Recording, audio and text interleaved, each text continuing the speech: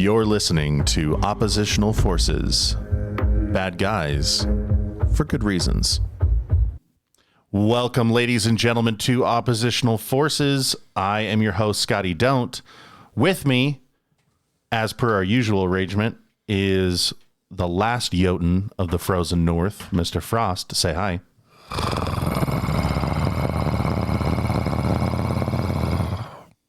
Hey, hey. That growl sounded longer than normal. It did. Everybody, welcome again to another episode of our hopefully informative or intuitive podcast.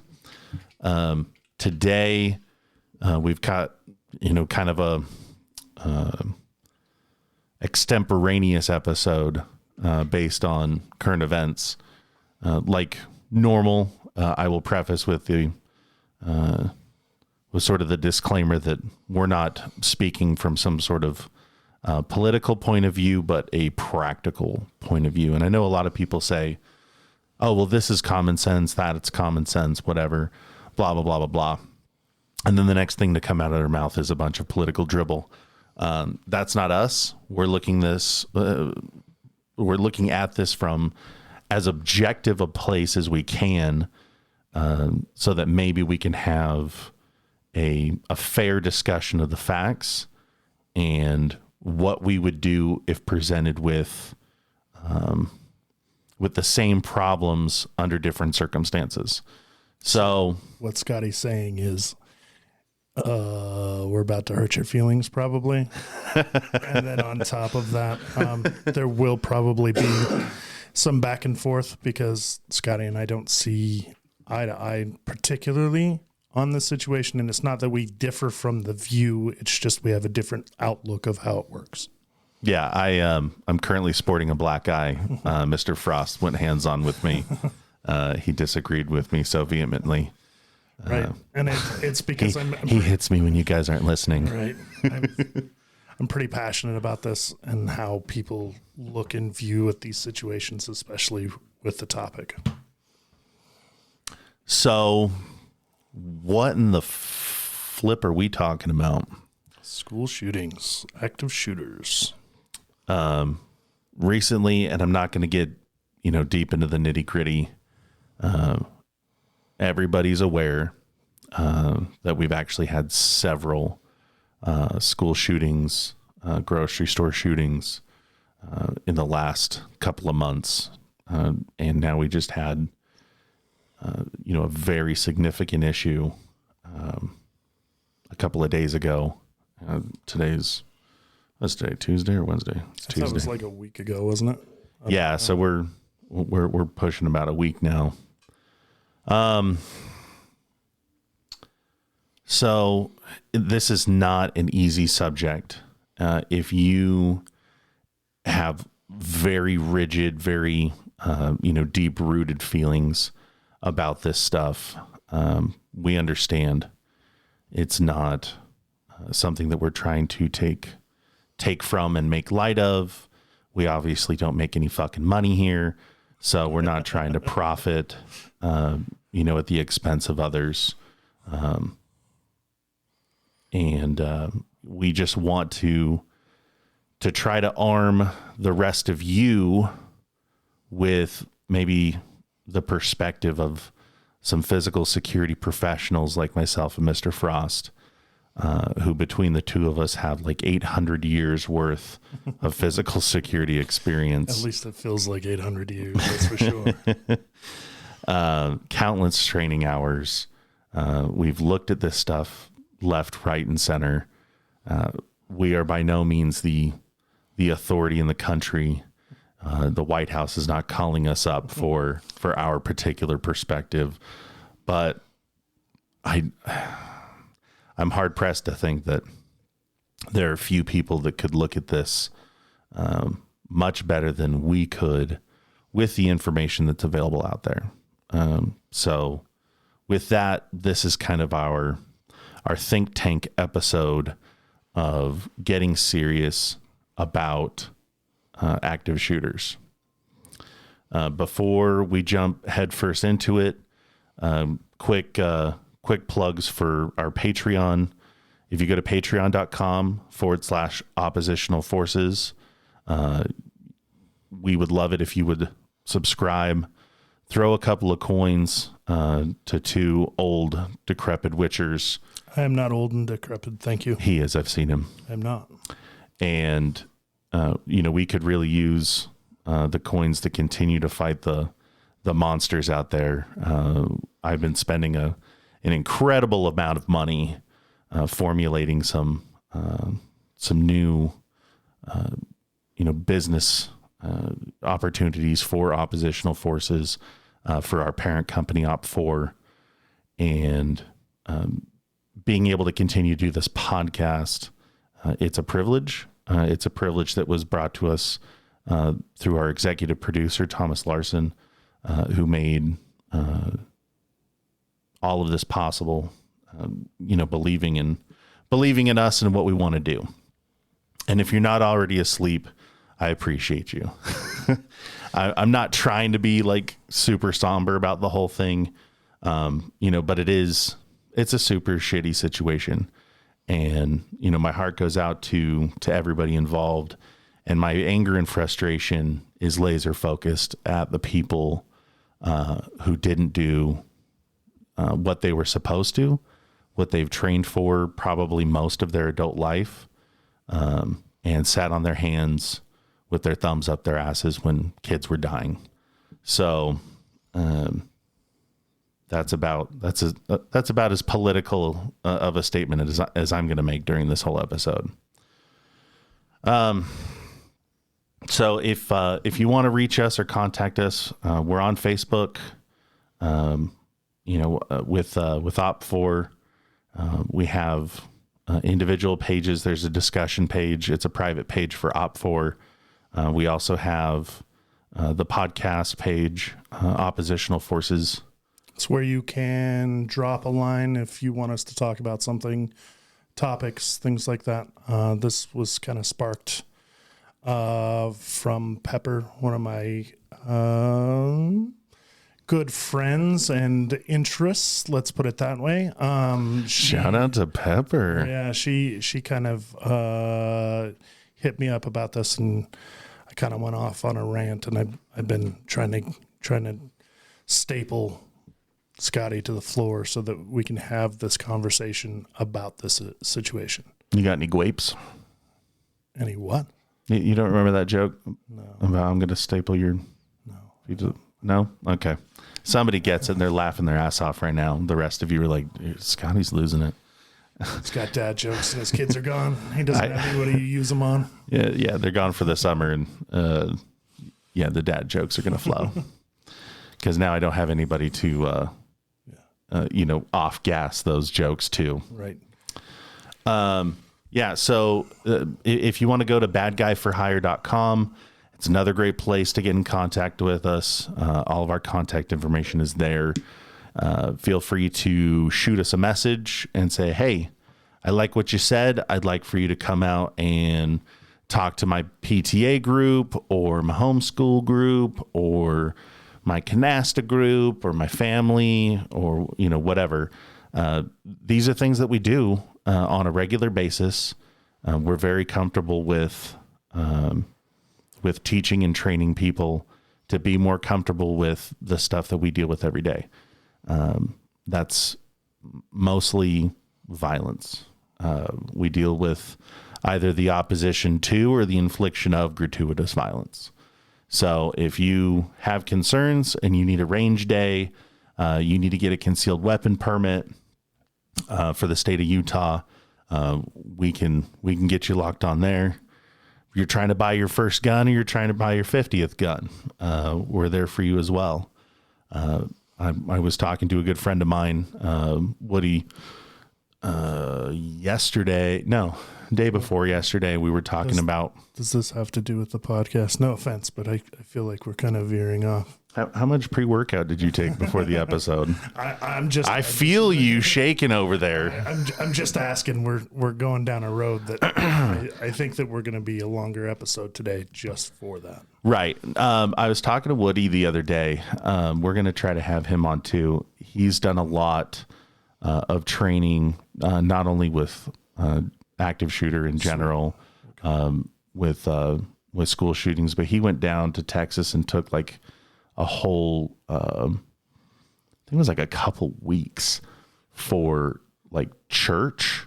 Oh, the church shooting stuff. Yeah, There's a lot. There's like I think it was an NRA sponsored program, and I would love to get his take because we live in the great state of Utah, and here in Utah we have three things on nearly every corner: elementary schools, public schools, for all the kids that Mormons produce all day long, and churches where they go and ask forgiveness for their.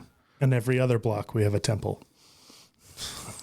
Yeah, at least in we're building a second temple here in St. George. Yeah.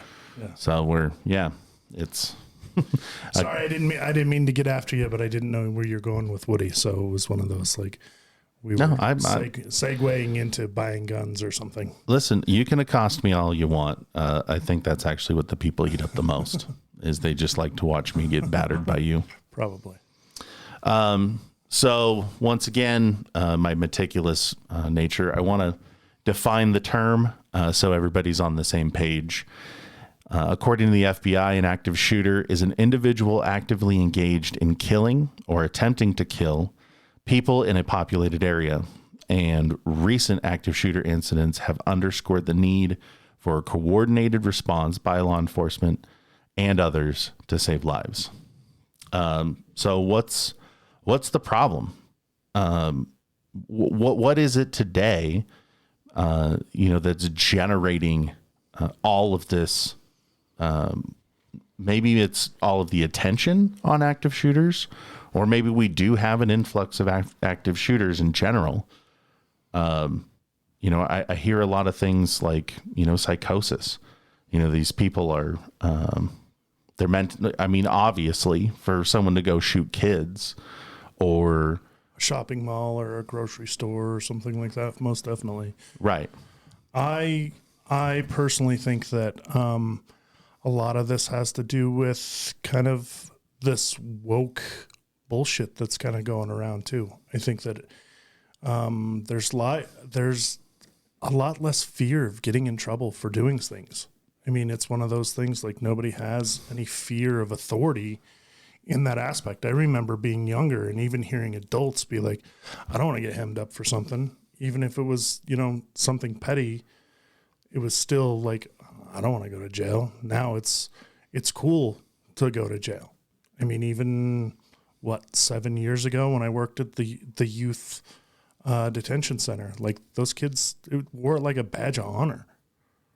When I was in elementary school, high school, it was like, that's not a cool thing by any means. Yeah. Usually, the kids that I went to school with in Southern California, if they'd been to juvie, that was like, you basically had like some sort of unwashable like stank to you, right. Forever. Like, oh yeah, don't talk to him. Like that's the kid who went to juvie. Yeah, went to juvie for something stupid. But I think that's where this kind of comes into play, and I really have a strong feeling that I'm not going to blame a whole lot of administration in the school system for school shootings, but I'm going to put a lot of blame on parents. And this is where it's going to probably make a lot of people mad. I think parents are not involved with their children like they need to be. And we're putting a lot of responsibility on teachers that, one, are already overwhelmed because, one, they have to be essentially a mother if they're female or a father figure to most of these kids. They got to be a school counselor. They got to be a social worker sometimes and a teacher. And then you throw in the fact of we're getting a lot of teachers that are pushing their own narrative because nobody's holding them accountable as well. So you're saying, that this is probably exacerbated by a weak parental system now. I really do. I think, in general, I think that there's, there's a lot, even, you know, as an adult going in and shooting up a grocery store. Yeah, there's some mental problems there, of course. But, you know, in the long term, it's, oh, we're going to send them to a mental hospital and we're going to, you know, keep them there for 30 days, jack them up on some drugs, and then we're going to let them free and monitor them a little bit, maybe put them on some parole or probation. Yeah, because, I mean, after... that's what they're doing with sex offenders even. And that's a whole nother whatever. Yeah.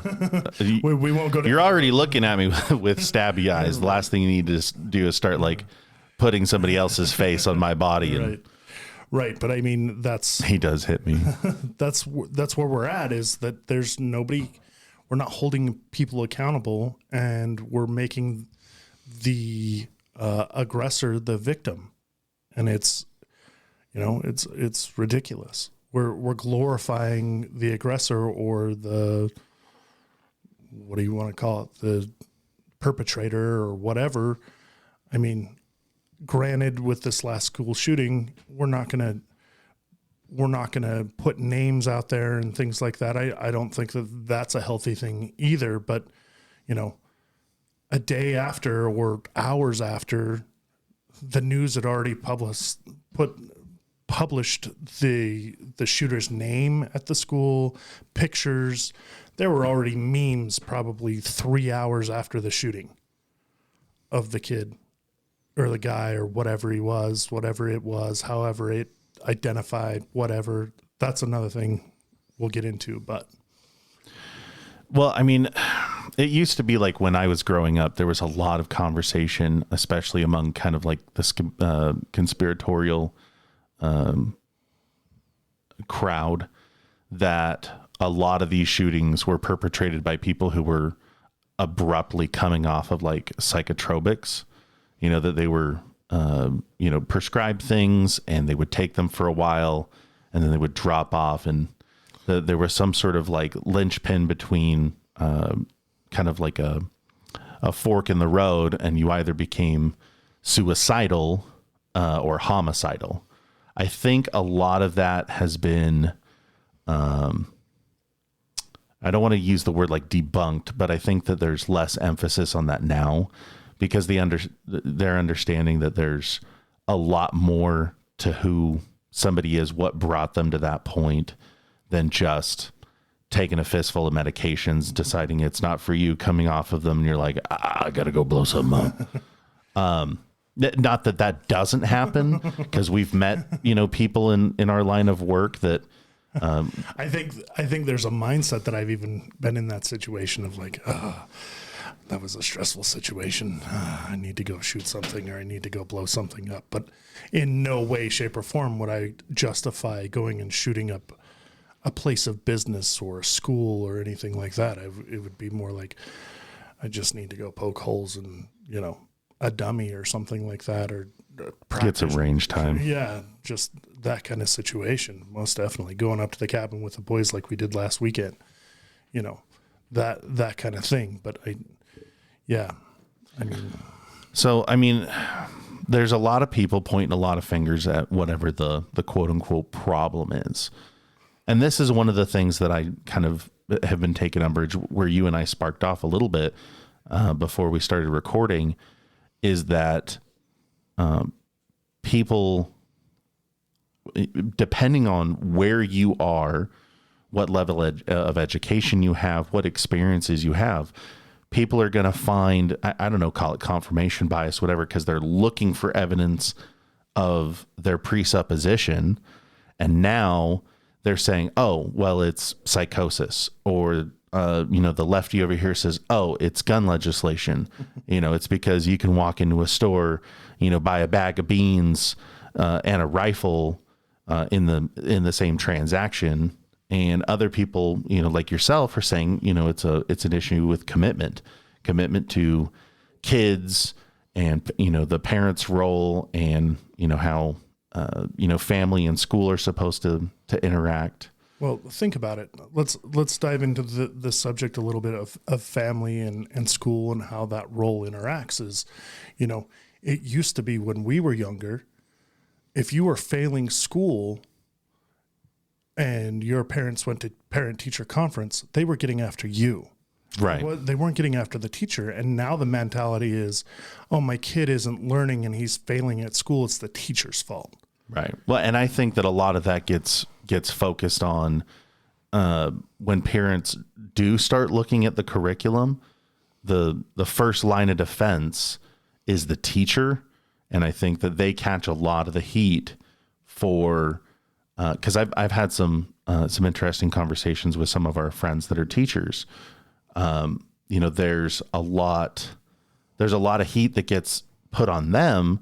That's either the school district or the state or even at the federal level, right, where they are changing things up. I had a bunch of issues with trying to understand where the hell they were going with Common Core math and the changes in their expectations for kids, and how they were gauging success versus failure, to learn a particular subject.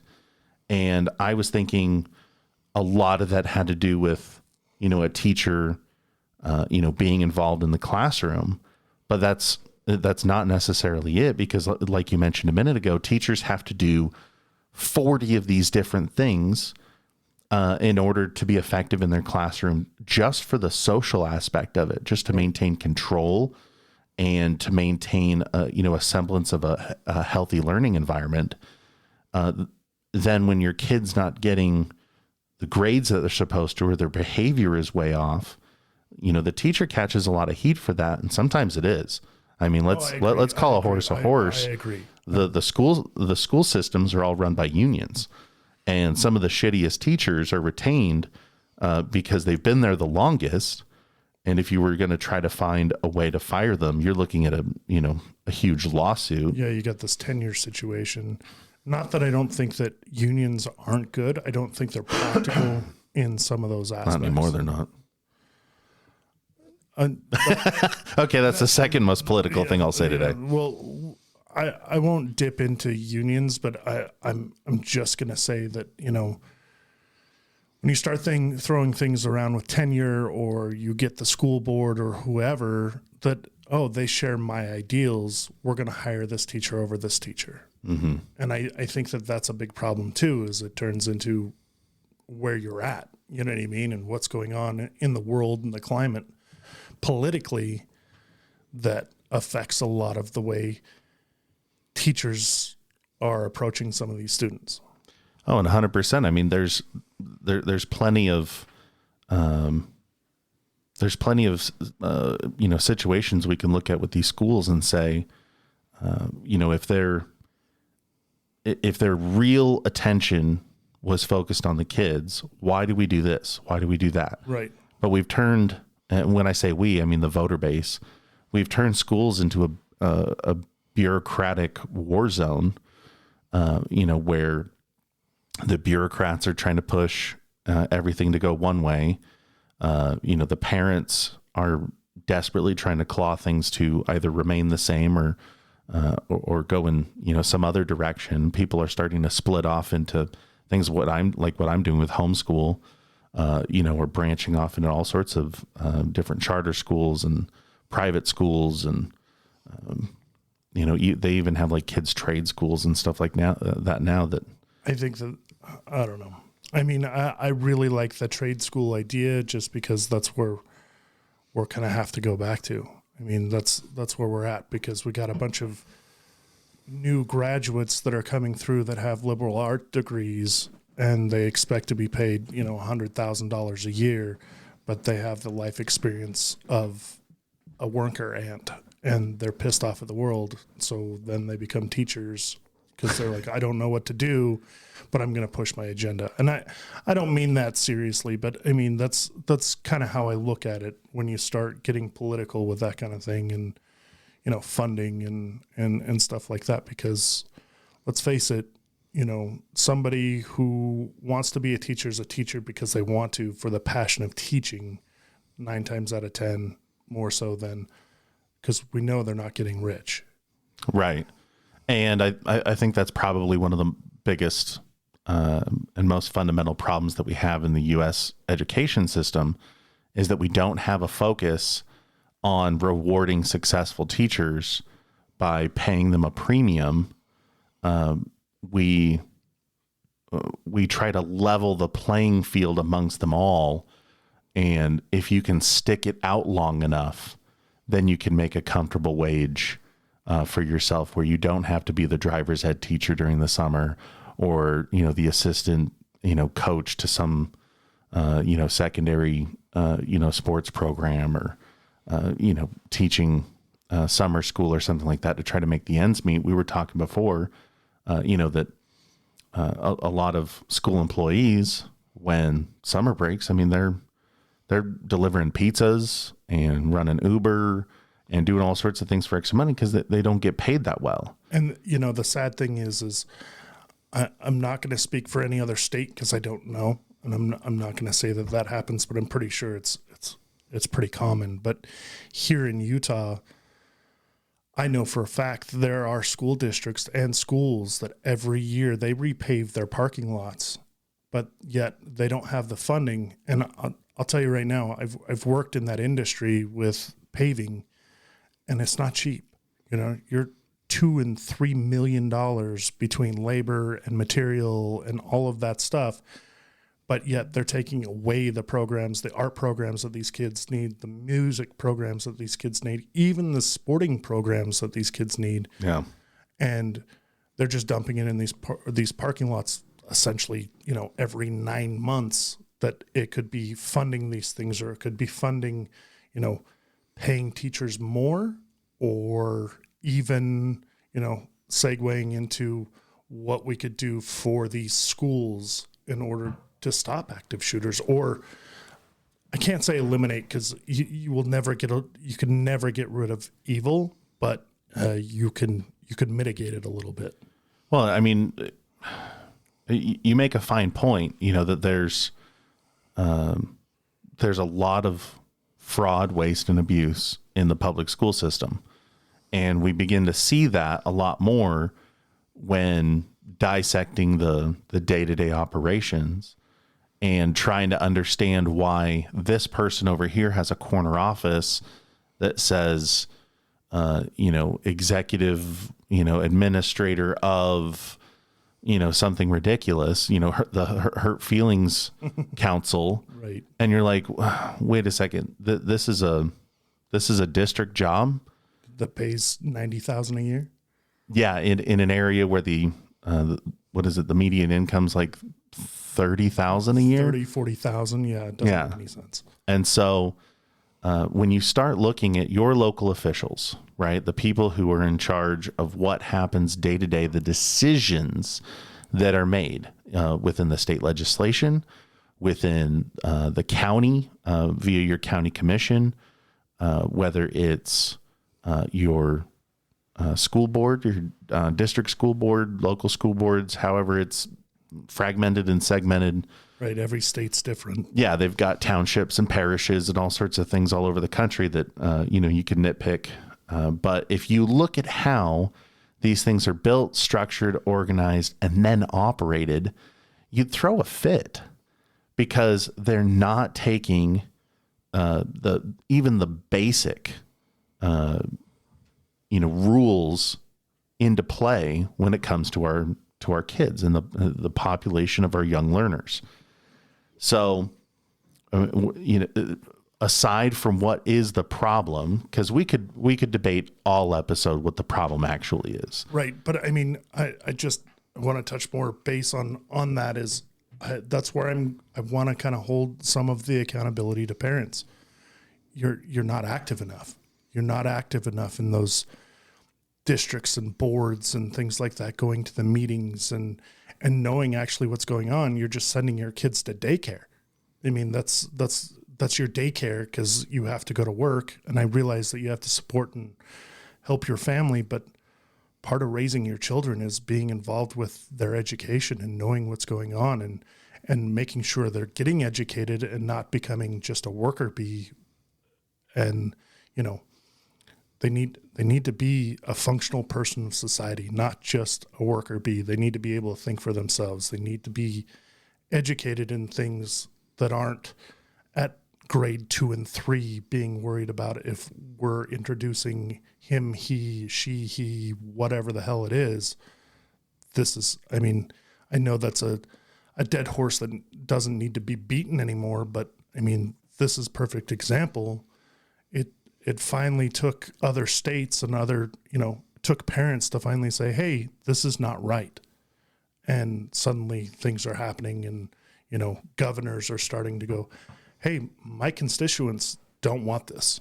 We are not doing this. Right. And this is not, at least from what I understood from you before we, hit record, this isn't some sort of like, well, we believe this way and other people believe this way, and that's why it's a bunch of, woke bullshit. Yeah. The problem is that it's a school, and schools are meant for education. Right. Now, I don't mean to get all John Taylor Gatto on this episode, but if you guys want to pick up a copy of Dumbing Us Down, I mean, you realize the public school system as it was enacted and now administrated just over 100 years from its inception. Compulsory school is supposed to be a training ground daycare. They take your kids from you during the day. They tell them what to think, not how to think. This is what the information is. Don't question it because it's going to be on the test, and the test very specifically needs this answer. And then once they're really good at regurgitating everything that they've been told, then they are filtered from, the K through 12 system into the college system to go rinse and repeat, because everybody they've interacted with during the day for the last 12 years of their life have been college educated with either, the teacher's aides and things like that, all have bachelor's degrees. Teachers within the first, 5 to 8 years are, pretty much required at this point to have gotten their master's degrees. And if you want any level of advancement, so all you hear all the time is go to college, go to college, go to college, and you need good grades. And in order to get good grades, you've got to do these things. So now they're starting to sprinkle in all these other, I'm not going to call them theories. I'm going to call them distractions. They're sprinkling in all of these distractions into your school day. Well, you have to be, this is something I ran into a lot when working with youth, trauma informed. You have to understand that everybody, everywhere, all the time is carrying around some level of trauma from something. Therefore, you have to handle them with kids' gloves to make sure that you don't trigger whatever it is that affects them the most, wherever that trauma stems from. And they can find trauma in any event moving forward. So the pushback to the word that we're using to kind of isolate what this is woke, right? This is not to say that based on how you feel of who or what you are has any bearing on what we're talking about today. What I'm talking about, and I feel like, correct me if I'm wrong, Mr. Frost, what you're saying is that it just doesn't belong in your daily school activities to be presented with information of this is how, society at large is moving, and this is where you need to be, and you need to be, find yourself on this page so that you can communicate with the world as it's changing and moving on. These are still hotly, debated, topics. People are pushing, for and against all these things, and right, wrong, or indifferent. It's all going to come out in the wash. Culturally, it's going to change, and it's going to change in one direction or another. I don't think, and if I understood you correctly, Mr. Frost, you don't think that should be part of your K through 12 education, because the focus should be on general health and welfare and education of kids. Yes, 100%. I don't think that it needs to be memorize and regurgitate. I really think that we need to,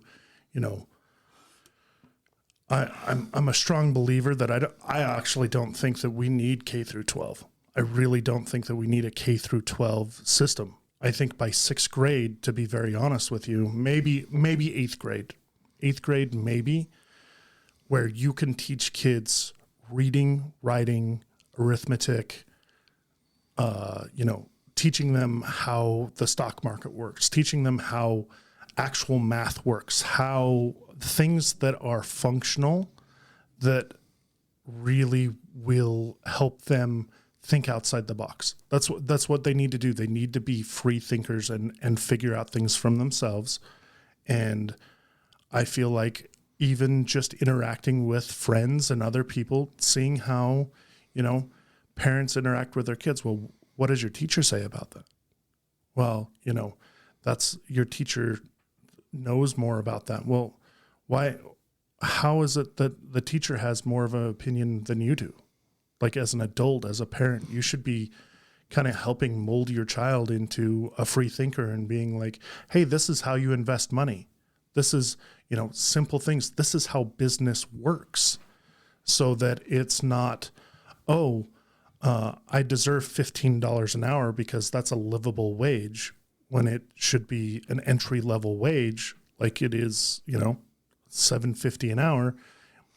If that's something to choke on, most definitely. But at the same time, when I hear somebody say I deserve $15 an hour to go in and push buttons at McDonald's, that turns my stomach, because when I was that young, I was making, I think, $5 an hour or something like that. And I was digging and in the dirt and doing some really hard work for, $5 an hour. And I thought that was a good wage. At $10 an hour, some of my buddies were buying houses at $10 an hour as apprentices, as plumbers. Yeah. And so, the society at large has kind of taken a huge dive, over the last several decades. The more and more bureaucracy we add to the school system, the more kind of self-involved it is, justifying its own existence and justifying its paycheck and justifying its tax dollars. And what we end up with is a top-heavy administration where the teachers are the lowest common denominator. They're the bottom of the rung. And, in order to run a school district properly, you have to have so many administrators or administrative staff, almost per teacher, in order to run this confusing, system, to keep it, to keep the trains running on time. Right. Anything the government does, it always does worse, than the private sector. And so, here we are now sitting, let's see, Columbine was when, 99, 2000, I want to say. No, it was even earlier than that, wasn't it? I don't think so. Columbine was like 98. I don't think so. But regardless of when that was, right. No, I guess the point I was making is that, here it's been almost 25, 30 years since you really started getting these active shooter type situations. Now, there were things before Columbine, and of course there's been a slew of them since. But it's not the access to guns, right? Because we generally speaking have just as much, if not maybe a little less, based on the cultural normative behavior of people to own guns or wanting to own guns, or turning in their guns because they're doing their part. Right. So we may even have, less access to guns for kids than normal, but we have, these cultural issues exacerbated by forgetting the individual child as we push the whole herd of them through K through 12, with an emphasis on, passing these tests and keeping your head down and not making waves. The school system is very much like the Japanese social mentality that the nail that sticks up gets hammered down. Right. Don't be the black sheep. Don't be an individual. Sit down, shut up. Yeah. Do your work, pass the test. So mommy teacher can get, paid. Right.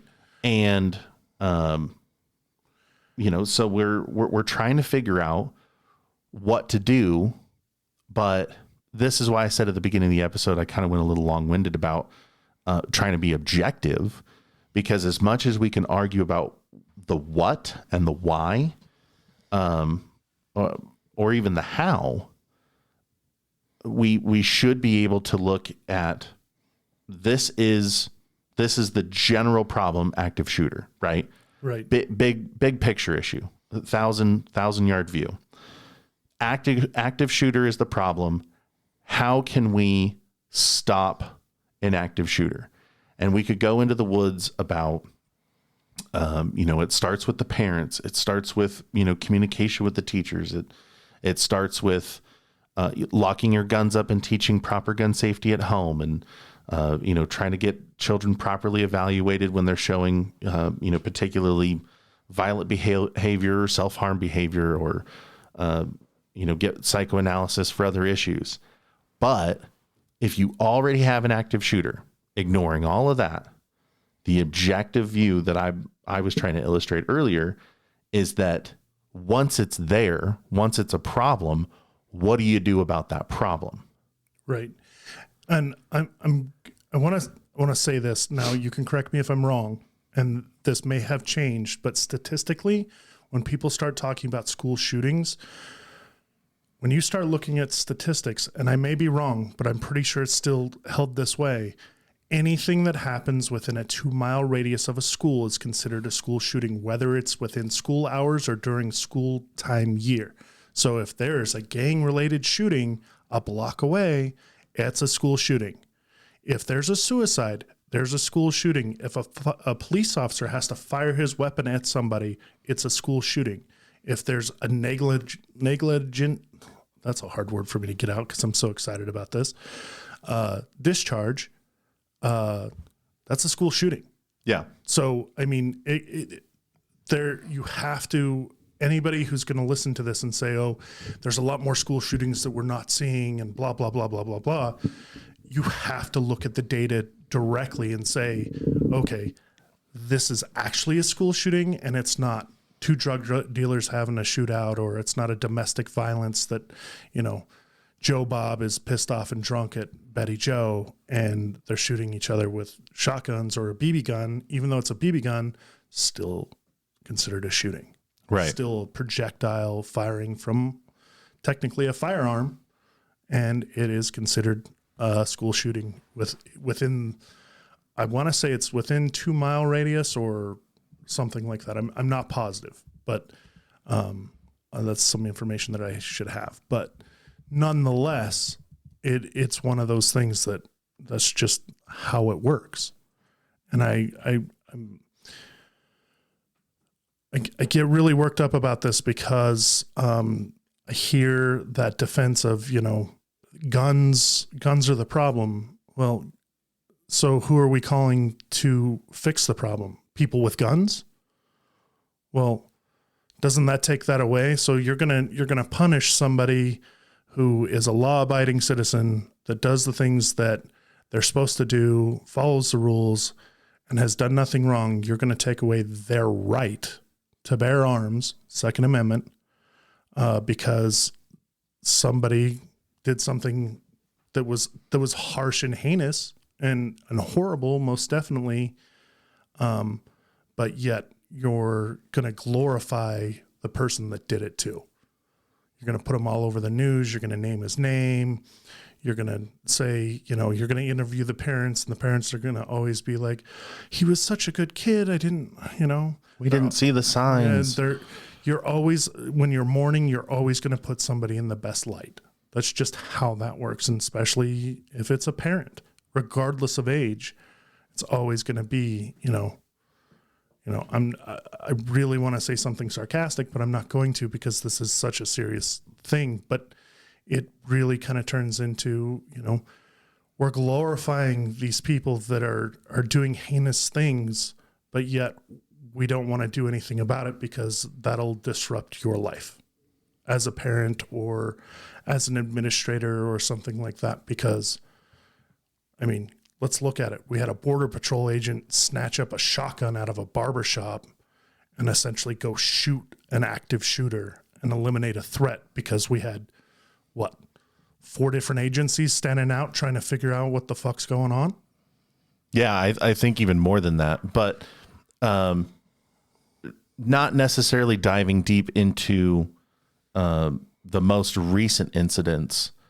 We have 130,000 public schools in the United States between elementary schools and high schools. Right. And I had to look it up because I wasn't sure. I remember hearing a statistic somewhere and I was like, no, 100,000 couldn't be it. That's way too many. Right. There's only 50 states, for Christ's sake. No, it's 130,000 schools. That's a lot of schools. So if you hear about 4 active shooter incidents during a school year, 4 out of 130,000, that's almost, what is that? That's not lottery, statistics, but it's actually a pretty low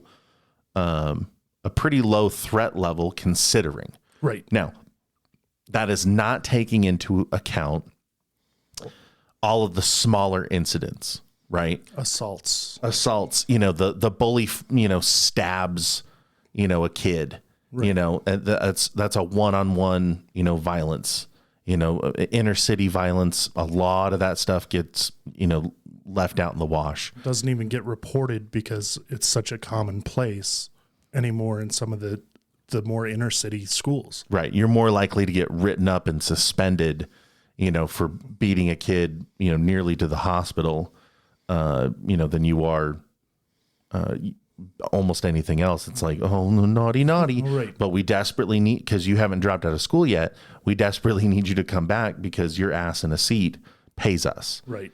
You don't get that nearly as much in, the suburban areas, but in a rural area or in inner cities where you have high dropout rates, if they can keep your butt in a seat, they desperately want it there. Exactly. So the what can be done when an active shooter is already planning or has already decided that they're going to do it, or they're making, the active attempt in that moment.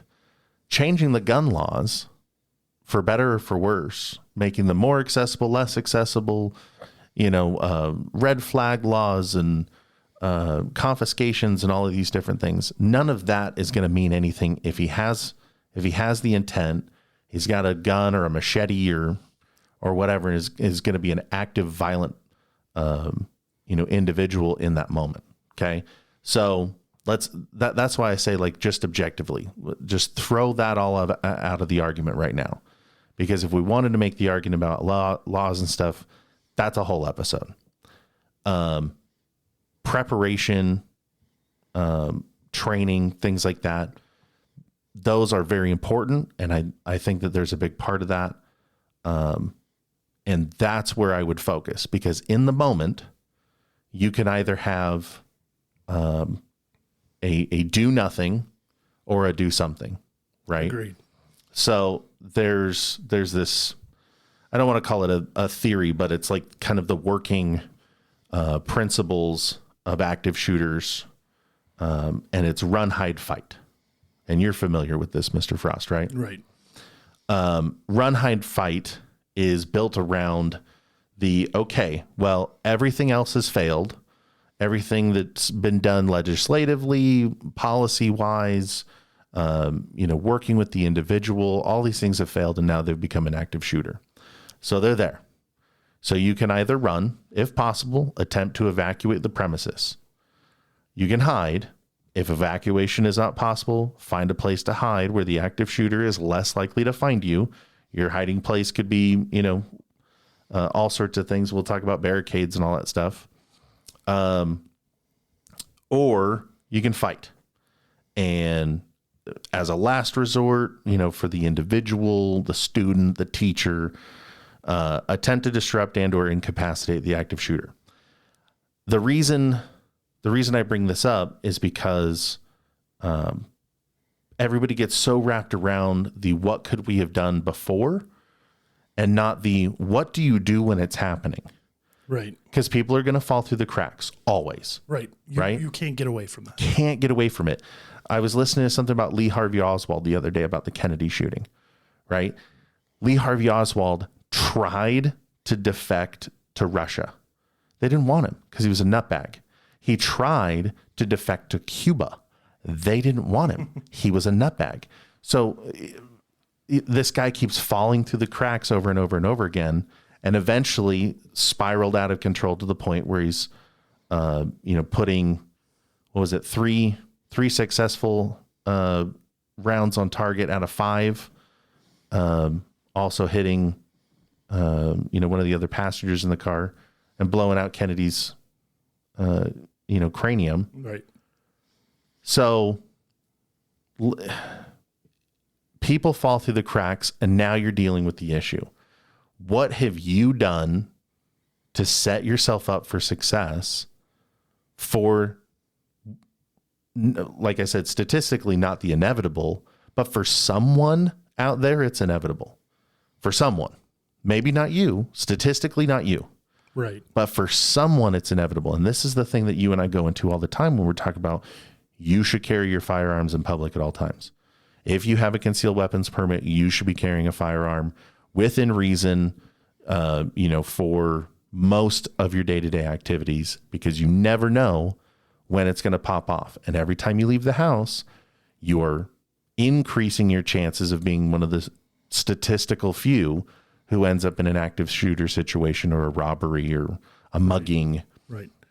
So the shooting is starting or is about to start. What have you done to prepare? And this is where I feel like is the more objective stance. Now we need to talk about being a hard target and being a hard place to hit. Because if you're going to get the shooter, don't you want to change the statistics into your favor, right? Mr. Frost, I was talking to you about Hebrew schools and private Jewish education systems. They have, because anti-Semitism is one of the most pervasive forms of racism in the country as far as active attempts against a particular race or entity or religious group. They're one of the more focused on and attacked. And that can be, subject to a little bit of debate based on, region and stuff. But statistically speaking, the Jewish population, both as a religious group and also as an ethnic group, they have found themselves needing to be on the defensive end of a lot of shit. Right. So they have gone well far and beyond anything that we see in the public school system and most of the private school system in order to ensure the safety of their kids. And this is what I was kind of leaning on, because I'm not saying that it's a perfect system. I'm not saying that everything they do should be emulated. I'm not saying it's even all that cost effective for some of these things. But I think for what we should have done, if we're going to talk about anything as far as preparation, is what can you do as an individual to prepare for that day? You're a teacher, a janitor, the school resource officer. You're the barber across the street. God, bless that barber for having a shotgun in his shop. Yeah. It's probably not even all that like crime ridden, but I mean, what barber, doesn't have a 12 gauge tucked somewhere? You never know. We saw it all the time in the movies. They've always got the shotgun on the wall. And apparently that's something that, has some legitimate use. But I wanted to talk about ways that other state and federal entities prepare for threats. Hold on. I think what we need to do with that talk is I want to talk about how locally, I know for sure, I've seen it on Facebook. Ready Gunner, I love you. I love you up there in North Salt Lake. You're doing great things. You're offering free concealed weapons classes to teachers, and I think that's fantastic. I love Ready Gunner. I've bought a lot of things from them. He's an awesome guy. He's now obligated to pay us. Right. But here's the thing is, since Columbine, this has been a huge thing of like everybody steps up all of a sudden and says, I'm going to offer the teacher a free concealed weapons class. That's awesome. I think that's a fantastic thing. But where does it continue? And I think that this is something that we need to think about and we need to talk about is it's like police officers. They're underfunded. And teachers definitely don't make enough money to go to a continuing shooting courses unless if that's something they enjoy doing. You know, nobody has $400 or $500 to go to a Travis Haley course or to, who else? There's a ton of courses out there of great instructors, but it's not cheap. Yeah. And then who's going to teach these teachers and who are going to continue that education? And it's not static shooting at a range because that's not what's happening in a school shooting. Right. There's chaos. You have to inflict a heart rate. You have to be able to, incite something that's like, holy shit, there's something going on. And now I have to take preparation into shooting a child. Well, and you build up to that. Not a child or just, I'm not even going to say a child. I'm just going to say another human being. 95% of, and I'm not saying anything against women, but I've had the pleasure of teaching a lot of women, but 95% of women are school teachers in the public school system. Of teachers. 95%. Are female. I want to say. Is it? I want to say there's probably far more. We can go with that. Far more female teachers than there are male teachers. Let's just say that. Yeah, that'd be my experience. Right. So even when you get into the high school level, I mean, you're still looking at, a higher rate of females to males. Right. So let's talk about this. It's not being able to disarm somebody, but let's talk about the fact of weapons retention. What happens if there's multiple shooters? And, maybe those people happen to know that certain teachers have guns or they have a gun out. A man who is, or a person who is not mentally stable, 9 times out of 10 are going to have that superhuman strength. They're just going to have it because the dopamine and all the other stuff, and if they're high on drugs, all that stuff is going to be going through them. Tell me how you're going to retain that weapon. You draw that weapon and they are close enough. How are you going to hold on to that? Who's teaching you that? Because I'll tell you, people right now that I look up to as mentors don't even shoot near as much as they should. Now let's throw a teacher that is just doing it because, they want to do their part and protect the children, which I think is very, very admirable.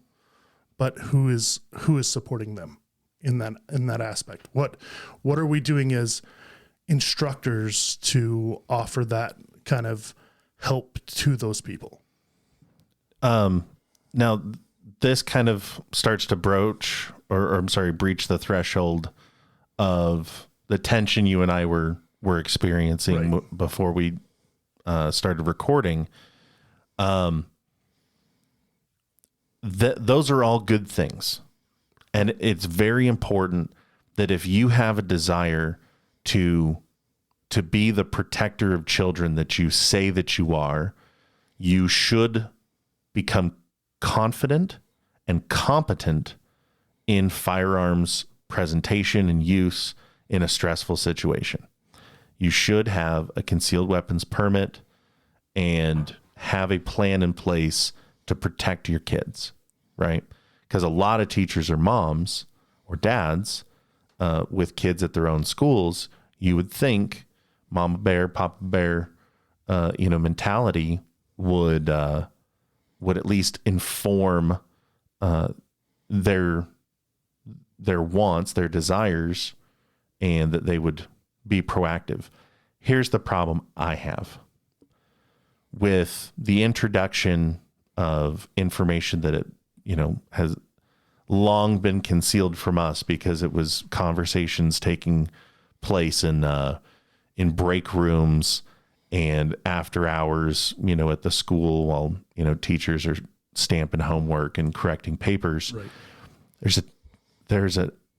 I'm trying to not use near as much profanity. There's a bunch of teachers, because they came from left-leaning educational institutions, universities and colleges, that preach a lot of things that would maybe deter people from wanting to be their own sovereign, individual who is responsible for their own safety and security.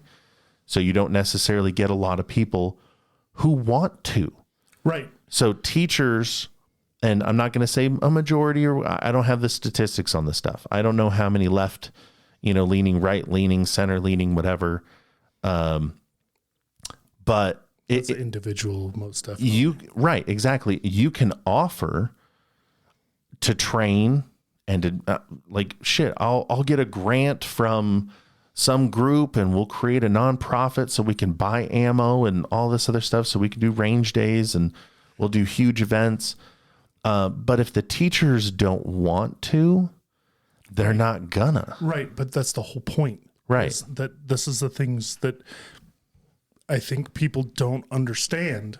I'm just throwing it out there as a parent of well, they could have a concealed weapon. Well, there's a whole lot more that comes to that. Now I carry a gun. Great. I carry a gun. I'm a teacher. Let's say, Lord forbid, I have to shoot somebody. I kill them. Who's going to protect my job after that? Is it going to be like a police situation where, because I'm part of a union, that they're going to keep me standing up and say, oh, we're going to keep you employed, or we're going to keep that income, that very low income that you already aren't making, you know what I mean? Mm-hmm. And you can continue to teach if you are capable or feel capable of doing so. Who's going to protect them? Who's going to protect them against that? Because suddenly it turns into, oh, that's the teacher that shot that active shooter. Yeah, they'll probably get a pat on the back from a bunch of people at first, and then it'll turn into the narrative will change, or somebody will say something, or somebody will bring up, just to be spiteful, something from their past. And then suddenly they're this negative person, and now they're ostracized because they've done it. And Odin, forbid that somebody questions what you did and why you did it. Right. Teachers aren't wearing body cams. There's not enough cameras in schools. There's not enough ways to document an interaction like that. And especially because it's kids, a lot of their records are going to be sealed from the public eye.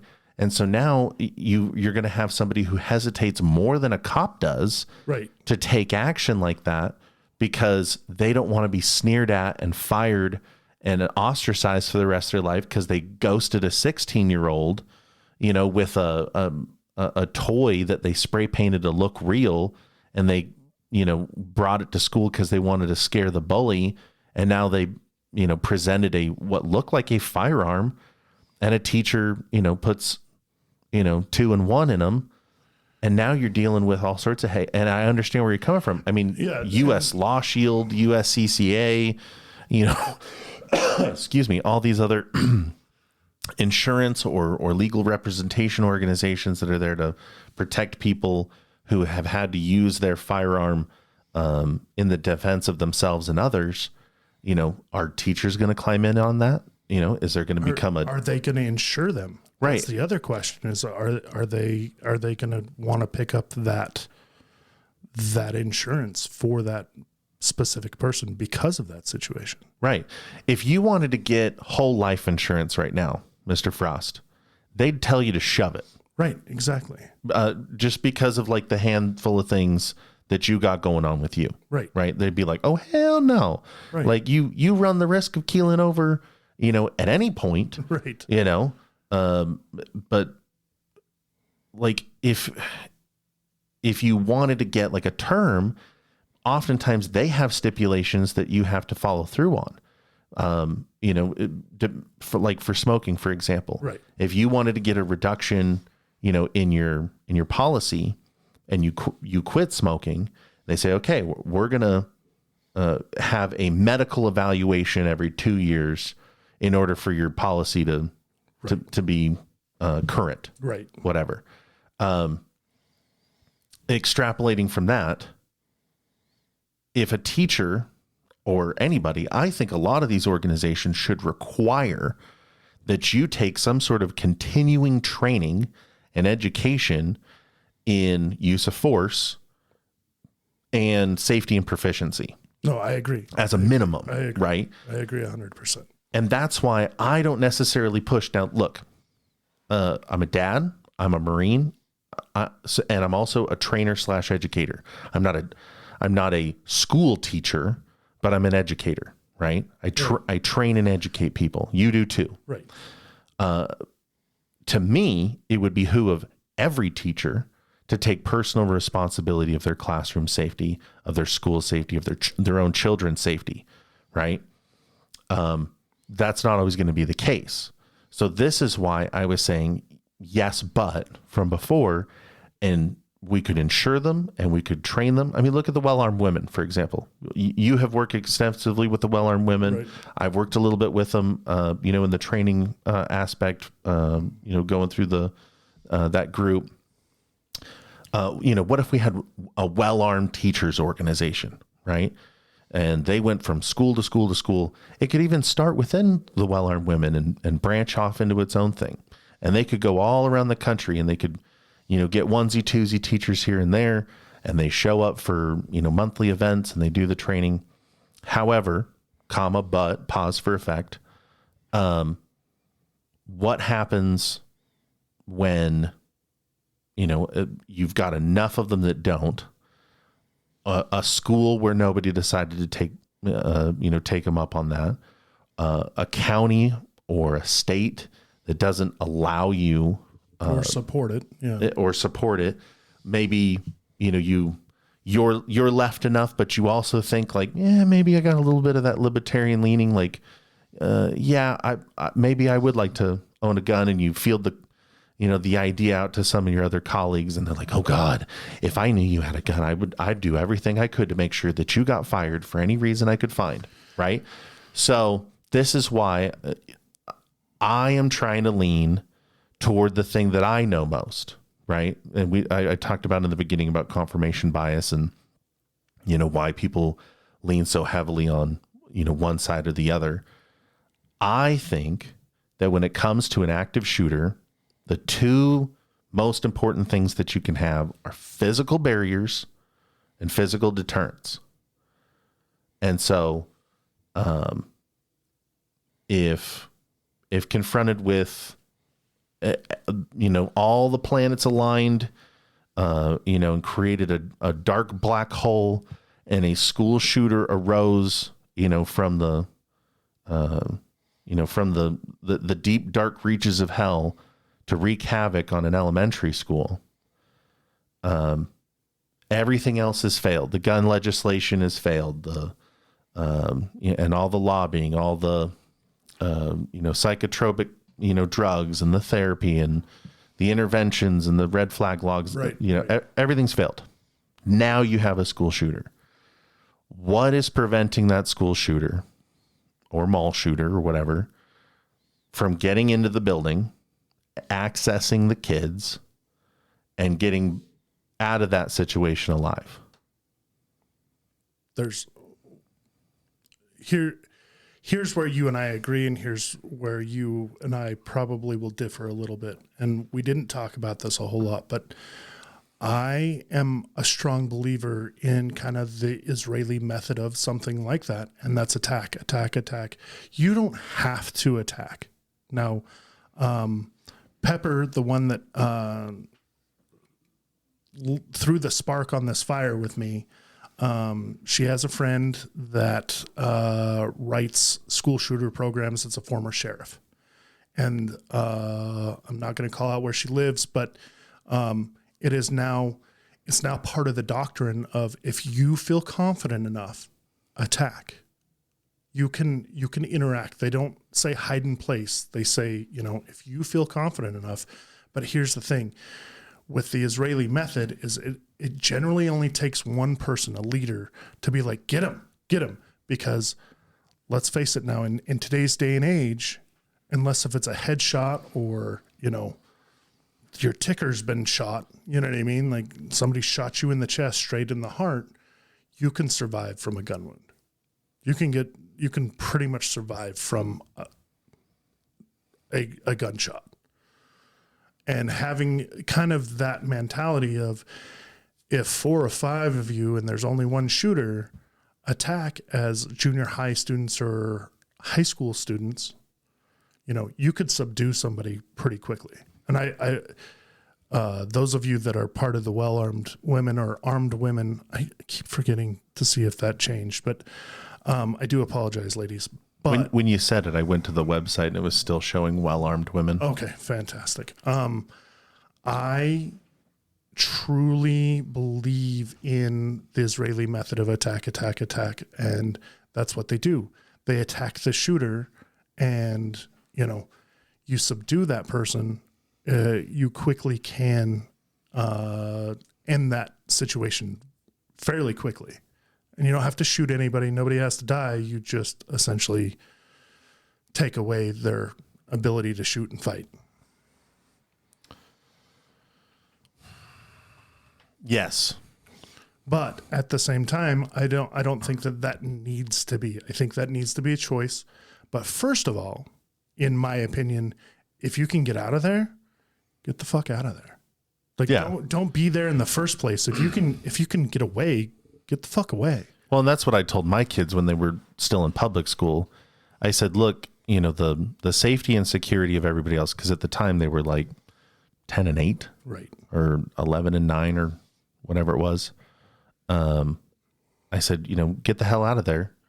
Don't wait. Yeah, if your teacher says no, you have to wait here. You better fight and buck and push a window out. And I don't care. Get out. Throw a desk through a window. Nope. Nobody's going to. I will cover you no matter what. Right. However, when it comes to adults, if you take on the responsibility of being the leader and the molder of the future, and you pat yourself on the back because we fought our way through this and that and COVID and blah, then you had better arm the hell up and take care of business. And that's my belief. And like I said, I don't think there's enough of them that think the way that I do. And so you have to work around them, which is why I've been pushing so hard, and trying to kind of dig in on the physical barriers. No, and I agree with you with sorry, I don't mean. Right. And physical deterrence.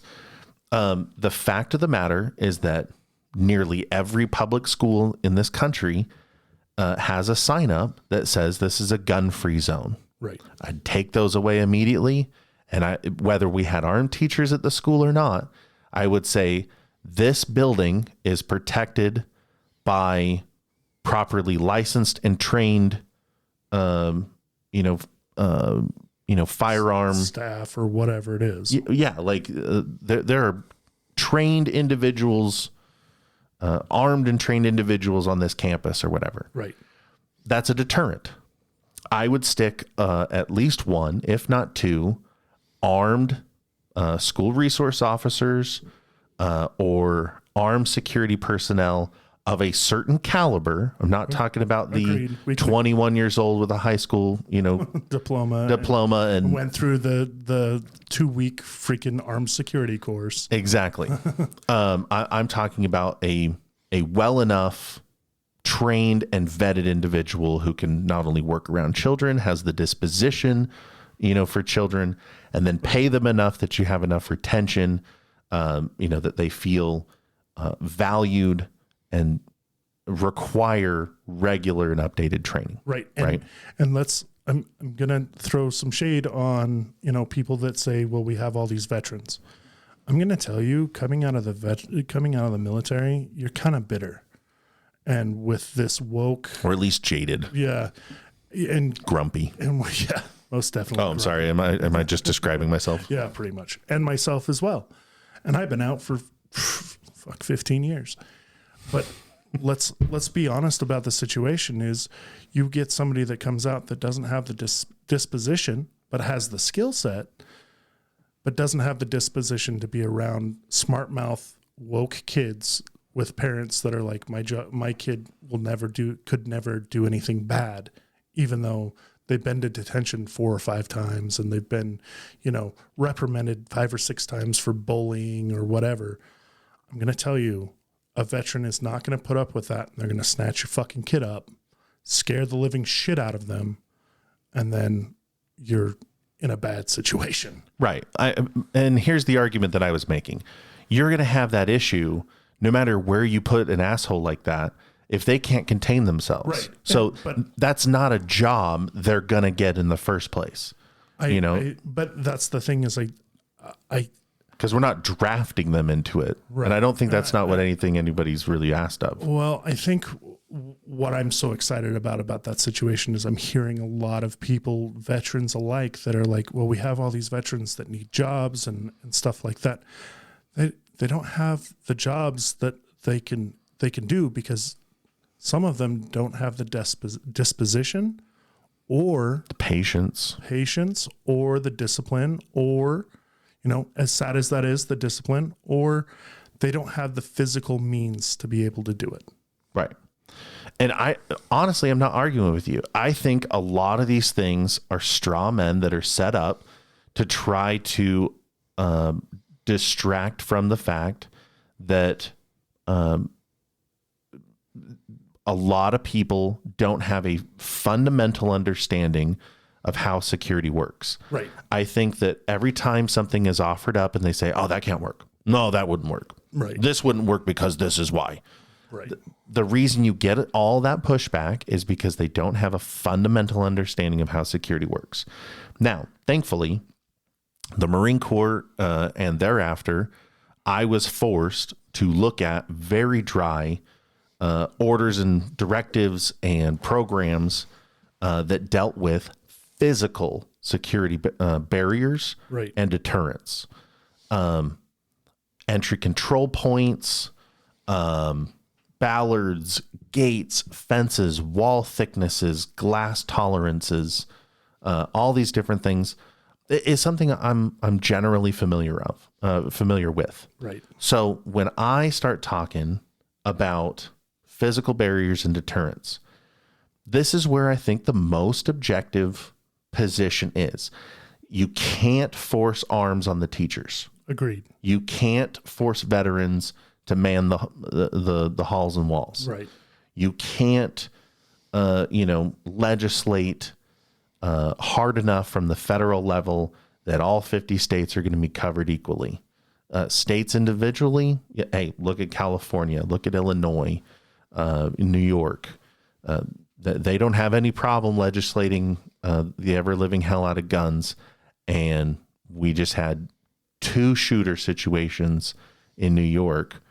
One was the grocery store, and the other one was the subway. Well, and that's the perfect example of, let's take guns away from law-abiding citizens. Well, it's damn near impossible to get a gun in New York. It's damn near impossible to get a permit in Illinois.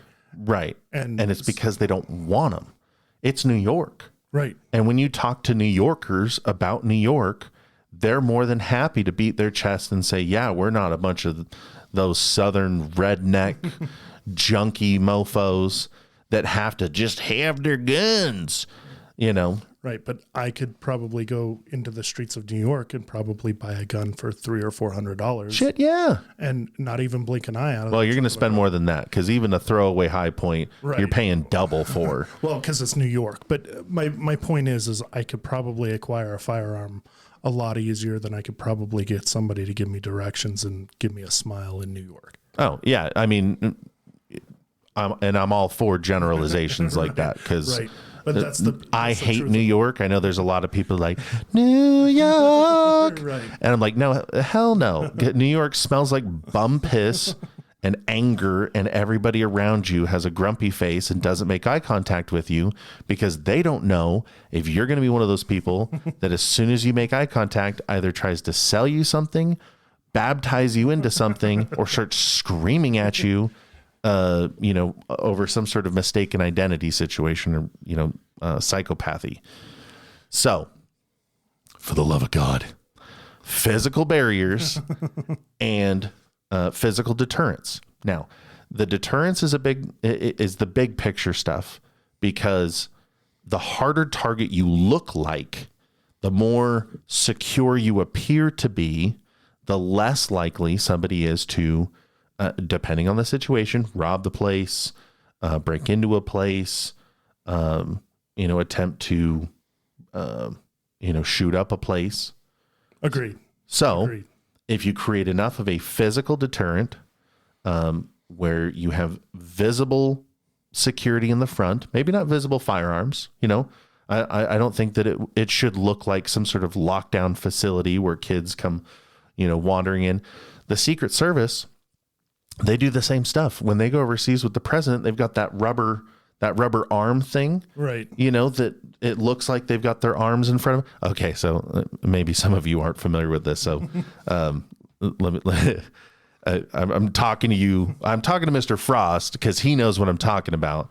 But maybe I should give a little more detail. The Secret Service, who protect the president of the United States, have rubber arms that look like people's arms on a flap coat that looks like the suit they're supposed to be wearing, because their hand is actually on a P90 fully automatic submachine gun. Right.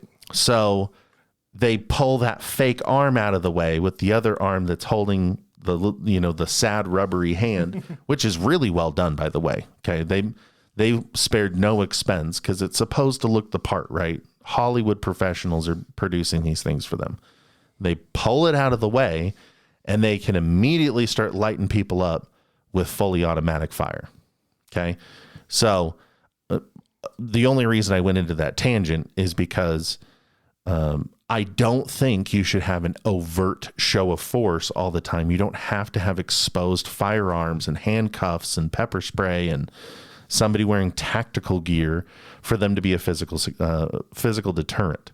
You can just as easily have somebody look like sort of a non-specific contractor type person who looks like a person of authority who stands at the front door and just happens to be armed and have access, to an emergency box behind them for the bigger stuff as needs be.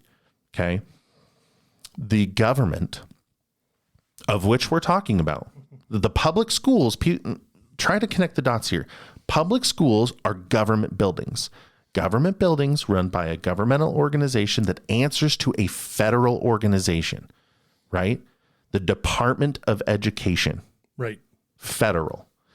The government has perfected physical security measures and standards in order to stop assailants and vehicles and bombs and missiles.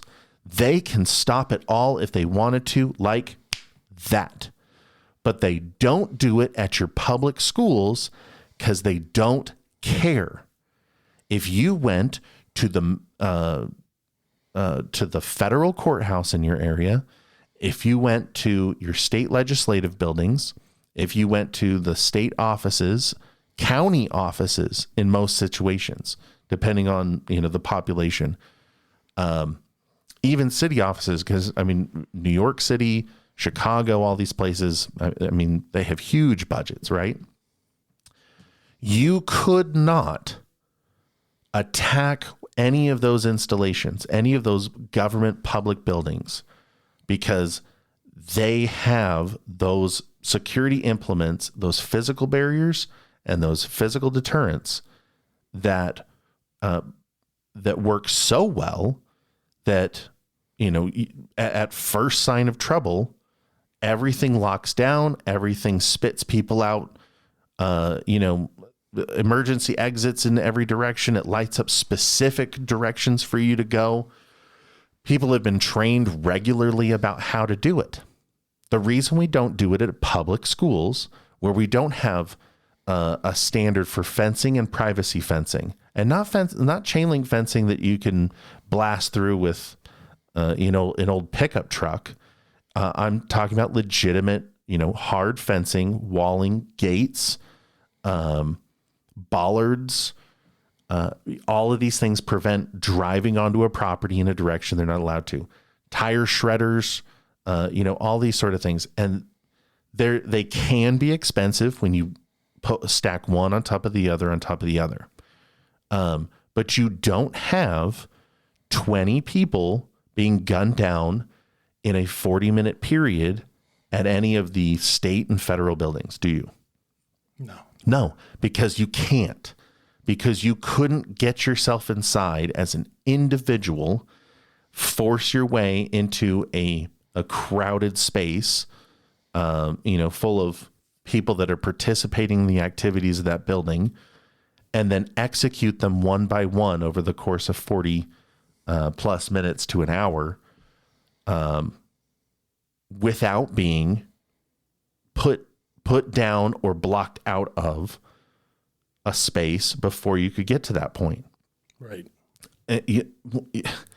You walk into any government building of a certain caliber, and you have to walk through a metal detector. I seem to think that if it's a public building for public access and you're doing regular public things, you shouldn't have to walk through a metal detector. I think that's a Fourth Amendment violation. That's a personal opinion. Right. But for the safety and security of children, the Supreme Court, the U.S. Supreme Court, has affirmed that school properties can take special consideration to the fact that they're responsible for the safety, security of children. That's why, even though it's a public building, not all members of the public are allowed to access the building. Or should be allowed to access the building. Or should be, and you're not allowed, to perform certain activities. You cannot protest on school grounds. Your First Amendment has limitations on school property. So maybe some people wouldn't agree with me, but your Fourth Amendment protection against searches and seizures, you should have to walk through a general scanning system to evaluate whether you are or are not a threat to that building and to the safety and security of, our future neurosurgeons and future teachers and astronauts and soldiers and Marines, and our labor force and all that kind of stuff. You shouldn't be able to walk in there all willy-nilly off the street because you feel like it. Okay. So, security glass, you should have an interior ability to remove windows to the exterior. You should not have the ability to smash in a window from the exterior to the interior.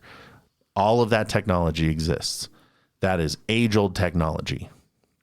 Containment zones, just like fire containment and all that kind of stuff, you should be able to have, if someone does, so they surprise, whatever security you have in the front, and they happen to get past them or hurt them or kill them, you should be able to seal your hallways from away from your court, your main lobby and everything like that.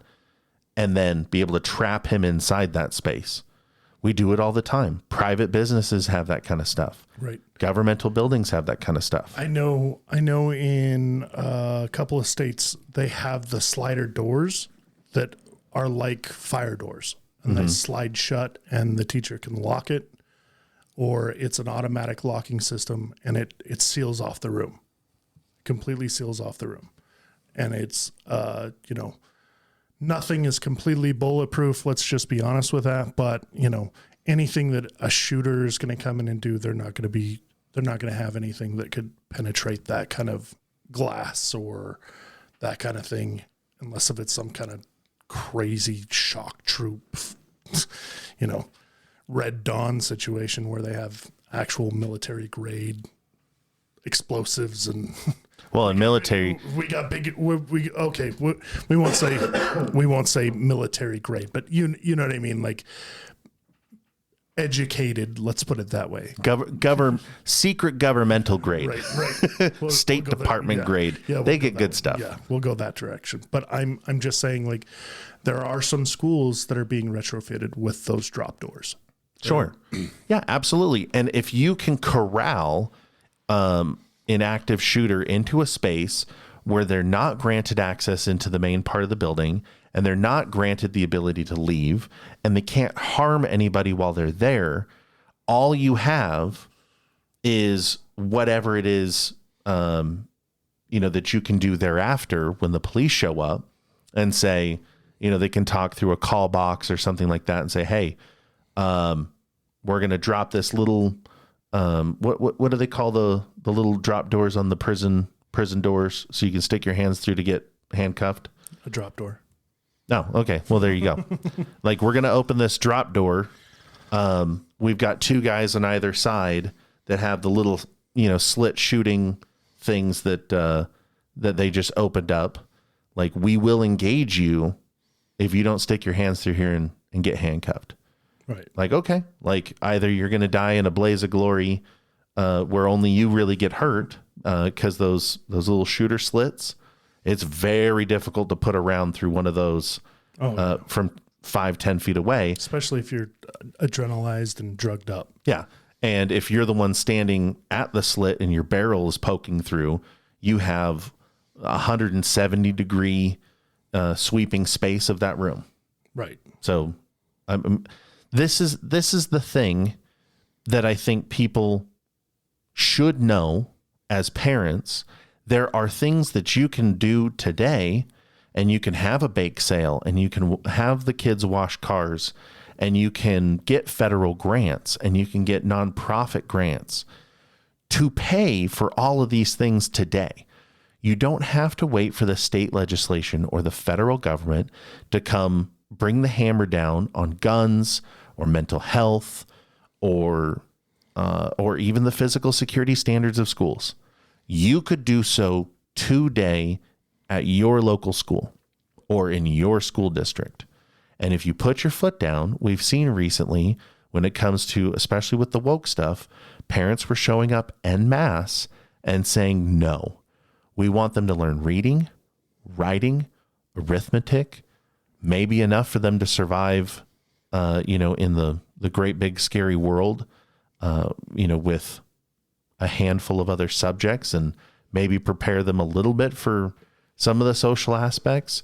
But we K through third grade is not a place that we want them to be learning, 70 different, sets of pronouns.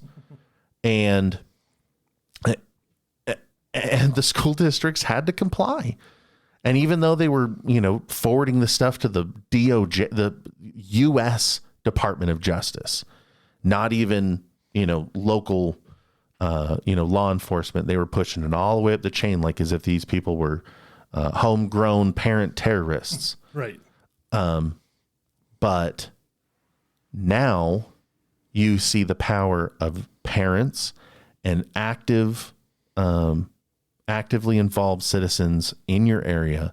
They can make a change. They can push for change. And where there's a will, there's a way. If you want to protect kids today, there are things that you can do. If you want to protect kids tomorrow, There are things that you can do. And all I was saying from the beginning is that, barring everything else, whether teachers want to take control, of safety, or if we want to, do a handful of these other social things and legislative things and legal things, if you wanted to make a real change, you could do so in the physical design of those buildings. Because I promise you, go to the police station tomorrow, like today, whenever you're listening to this, if it's open to the public and you can get in there at the time of day and you have some time, go look at the police station. The police station has a harder physical security presence and deterrence than any school in your district. They have bulletproof glass at the reception window. All of the doors automatically lock. Most of those doors take key card access. It's a single point that you can enter into that building for the public. There's no other way to get in. You can't sneak in through a back door like this last school shooting. You wouldn't be able to get in from a side door or a sally port, because they either have someone who watches it while it's open or it locks and closes. There are things that are being done to better secure people who are trained and armed all day and wear bulletproof vests for a living, cops. They have more physical security implements at their building and get attacked basically never, with the exception of some of the Antifa stuff that we saw over the Summer of Love 2 years ago. Summer of Love. I like that. They do more to protect themselves than what your district and your county and your state is willing to do for your kids. Armed people with guns. They already have everything that they need to look after themselves. And they have more security glass, and they have more hardened doors, and they have more magnetic locks to keep people safe than your kids do. That's the point I was trying to make. That's why we're an hour and 40 minutes into this. Well, I mean, okay, I'm going to play this other advocate of, you don't like firearms. Cool. What are your improvised weapon situations? I'm going to say this for teachers, for those teachers that are out there listening. I know we're probably an hour and 40 minutes into it and you'd need to get into there. There are a lot of instructors, including myself, that I love improvised weapons far more than I love my gun. And because I can be as creative as I want. But then, but my point is that if you're not comfortable with a gun, at least be able to be creative. At least be able to think outside the box and say, hey, I'm not willing to carry a gun, but I'm willing to still stand up and say, okay, I have other things that I can use at my discretion that I am more comfortable using. right. And I'm just saying, for the simple fact of protecting our children. Now, I really think that, a gun is going to beat a gun far more than a gun is going to beat an improvised weapon. Yeah. Or an improvised weapon is going to beat a gun unless if it's really close quarters. But, I'm just going to throw that out there of like, let's start thinking outside the box. Let's start becoming proactive parents. Let's, in general populace, that's my biggest workup, that's where I want parents to be more accountable. I want them to be more proactive in the schools. I want them to be more proactive in these kids' lives of little Johnny isn't the perfect little angel. It's just like I look at it as, somebody calls me an asshole. Chances are I may just be an asshole. It's not because they have a bad opinion of me. Somebody says I'm fat. Chances are I'm fat. So what do I need to do? I need to change that. You know what I mean? If I have a problem with it, I need to change that. Yeah. And part of that is, me being proactive, just like a teacher or just like a parent of my kid's an asshole. Maybe I need to look and see why my kid's an asshole. Or, my school isn't safe for my kids. Maybe I need to be more proactive and being like, hey, what are we doing? What are we doing? What are the plans? Because they have to give you that information. Not all of it, but they have to give you that information of what the plan is for an active shooter, or, you know, in case of a tornado or an earthquake or whatever it is, hurricane, wherever it is that you live. But they have to give that information to a parent. And if you do a little bit of research and know how it works, maybe you can educate your kid a little bit more and help them get out of that situation, or even be an aid to the teacher of like, oh, that automatic door's not shutting and we hear gunshots and it's hung up on something. I can be a little more proactive, push the door shut, or help barricade the door, or, you know, something. I think the thing that informs me, informs my opinion, when it comes to where we're going as a society for those that interact most with our kids, is the time that I spent working at a youth homeless shelter, Right. run by Volunteers of America. And normally I don't drop like that, you know, and try to call anybody out, but it's important that people understand the building itself, the employees in that building, they were all trauma informed, woke, left, bleeding hearts. And I loved them. Okay. Great people. Some of them were insufferable in some ways, but others, I mean, I'm friends with to this day. Right. If they had it their way, I wouldn't have had a job. My job was to be the physical deterrent to violence. Right. And I did my job. And some people there had a very serious problem with me doing my job. So that's why I say, if it was up to them in that building, from the top down, basically, I wouldn't have had a job. Right.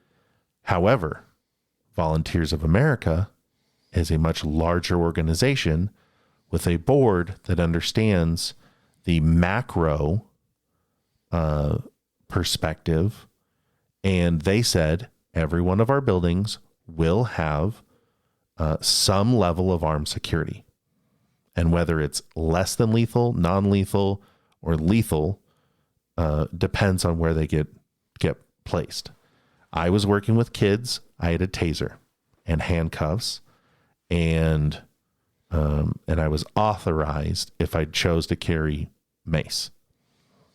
I chose not to carry the mace because when you only give me two things to work with, a taser and mace, sometimes you can have issues with that. And I'm not looking to, be under, investigation for doubling down on somebody. Right. Now, I'd had knives and guns and all sorts of things in that building. And they were issues. And a lot of it had to do with the issues because of how they wanted to restrict what I could do and what I could say and who I would approach and how I would approach them there at the building. But Volunteers of America said, no, we're going to do it this way. We're going to have this available for, a security officer to be there.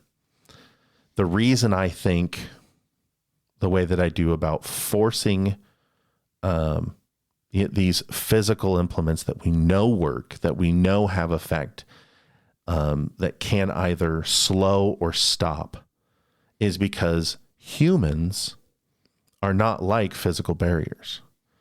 A physical barrier will do its job if it's built right.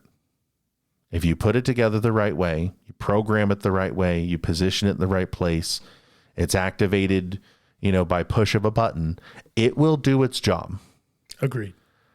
If you teach teachers to shoot, or they choose not to shoot, and you teach teachers and administrators improvised weapons, and if you teach law enforcement the plan for active shooters in schools, and they train in schools, and they do all these things, and you have grants, and they have a bunch of stuff for active shooter now, bunch of stuff. Right.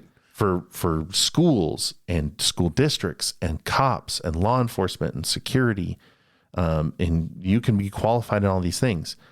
But when you're one of like the 40, 50, 60 plus law enforcement officers that were outside of that school with their thumbs up their ass while kids are getting murdered, that's the problem, is that nobody was willing to take charge.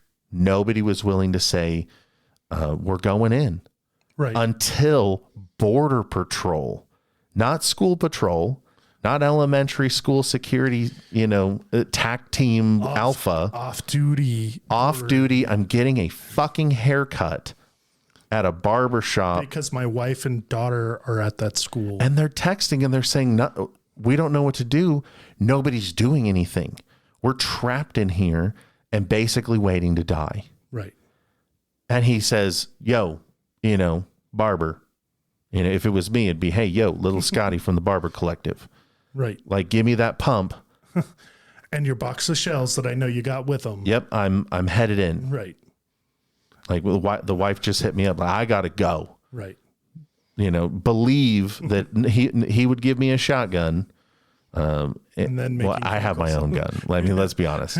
Yeah, but he'd be making phone calls right behind that as well. Right.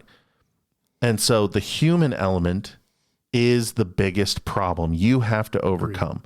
Agreed. Is everybody's buttholes got really, really tight and nobody wanted to be the one who got shot first. Right. And that's a thing that you can't teach very well stateside, and with the very little that we actually require of law enforcement officials and school officials and teachers. You can't give them that mindset unless they sign their soul away like we do in the military. And some of those guys were peacetime military, or wartime military, and even they were sitting on their hands because it's different. Because you go overseas and you got to go handle business, you're in that mindset every day. And before that, you trained every day.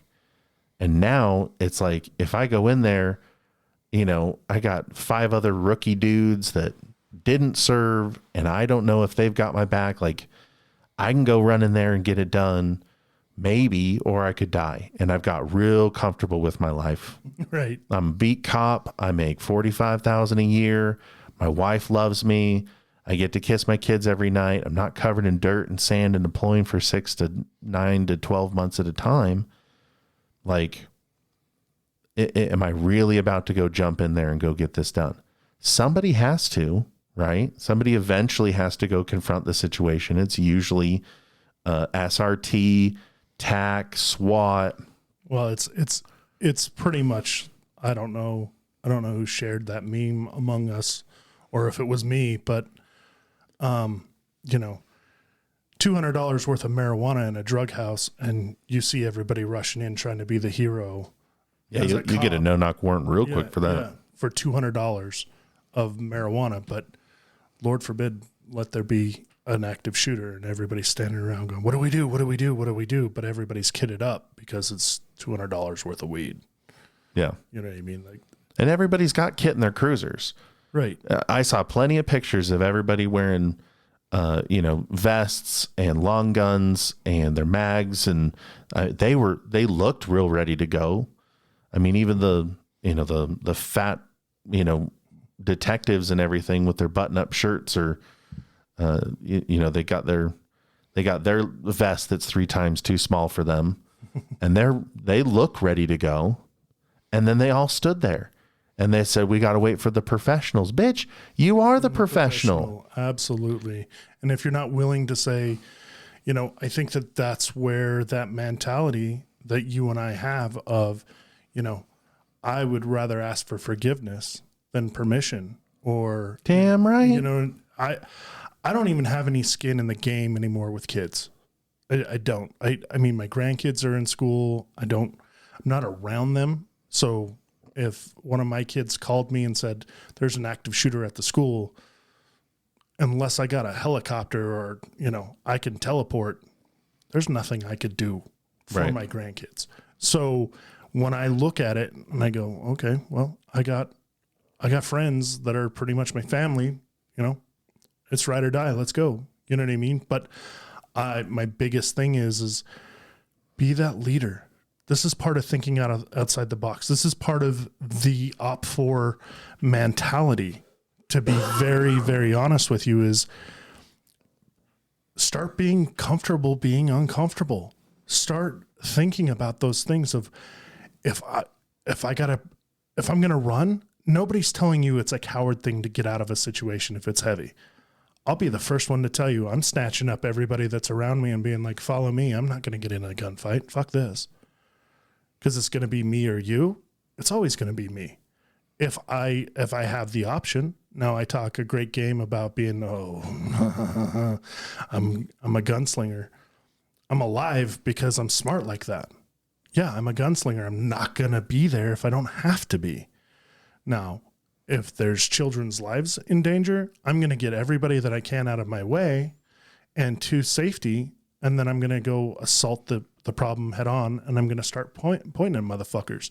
You coming or you going? Because if you're not going, come with me. And if you're not coming with me, get the fuck out of here because you're dead weight to me. You're in the way. And that's how it has to be. You have to start thinking with that mentality. And I think that that's a big thing in the OPFOR with guys that we work with. Everybody kind of has that mentality of like, we all know it's not stand and fight if we don't have to. Because if I don't have to be a part of the bureaucratical bullshit, why? I don't have to deal with the government. Yeah, I was there. Cop could come talk to me. We ran. I took charge of 13 people that were next to me and said, come with me. I'm leading you out of here. And that's it.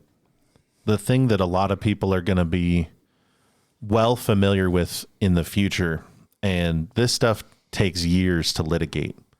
So for the parents who have lost kids, for the husbands and wives that have lost spouses, from the teachers and stuff, with these active shooter situations, with everyone that happens, it doesn't matter if it's the subway or the mall or a school,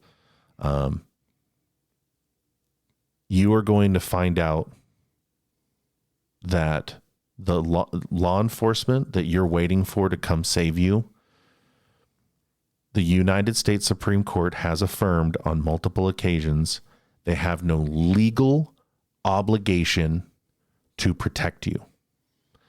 The words protect and serve have been removed from most law enforcement vehicles, banners, signs, and slogans. Right. Because they don't have a legal obligation to protect you. They have a legal standard of controlling situations. They have a policy standard that they follow. They are law enforcement, and they will go to great lengths to make sure that somebody's held accountable. But if to them, they think their best opportunity is to put some smoke grenades and some CS gas grenades down one hall and push the shooter out of the building by smoking it out, hallway after hallway, hoping that he squirts out the back, from one of the emergency exits or side doors, and tail him to a secluded area so that they can apprehend or stop him. They'll do that over rushing in and do room clearing. In the Marine Corps, we used to call that your day to die. When you were the door kicker and your job was to kick the door, you were the first physical, the first physical barrier between the doorway with all the bad guys on the other side of it and the hallway with all the good guys on the other side of it. And if anyone was going to catch rounds, you were the most likely candidate. Right. So they don't want to take those risks. They have policies and procedures that protect the individual officers against risks like that. That's why they have SWAT and SRT, because that's their job. And their job involves little snake cameras and hostage negotiators and all sorts of shit before they ever kick a door in, before it ever gets down to that point. Right. So if you think that calling 911 when you hear shots fired at your school or work or mall, that's going to be the end all, and it's time to barricade myself in somewhere, hide in a closet, whatever, all you're waiting for is what might even be a more likely situation of a couple of CS gas grenades getting lit on fire because of exchanging gunfire, or a pilot light, and burning your Waco building to the ground than the police coming in and saving your life. And I love cops. I love all my cop buddies. I love all my military buddies that became cops. But you have to understand what their job is and what the restrictions to their job is. So if you are planning for success, you have to plan for things that don't have the human error involved. That's the point I'm making, is outside of everything else, outside of what we can train people and teach people and certify people in, outside of the legislative things that we can do and control, outside of, handing out, more therapy and pills and, circle jerk sessions and stuff so people feel like they belong and have a place and have a family. The physical barriers and physical deterrents are the things that are going to do more of a job than any of those things. If someone hurdles over all of those other things. So that's what I got. Now we're almost 2 hours into it. So what do you got, Mr. Frost? What I got is throw us once again some money at our Patreon. Maybe what we can do is with that Patreon thing, we can get ourselves, some active shooter stuff going on. And maybe we'll start teaching a serious active shooter class or some real heavy information. Maybe we'll do that, or, start really thinking outside that box. But, if you can, get on our Patreon. If you got questions, please reach out. If you want us to come in and maybe talk to you about hardening your business for an active shooter situation, there's a lot of outlets that we have that we can get you squared away. Well, now that I've talked for 2 hours, I'm starting to get a dry throat. And you didn't bring any beverage with you either. I've drank it all. That's the problem. Oh. All right. Well, then let's blow the door and get the hell out of here.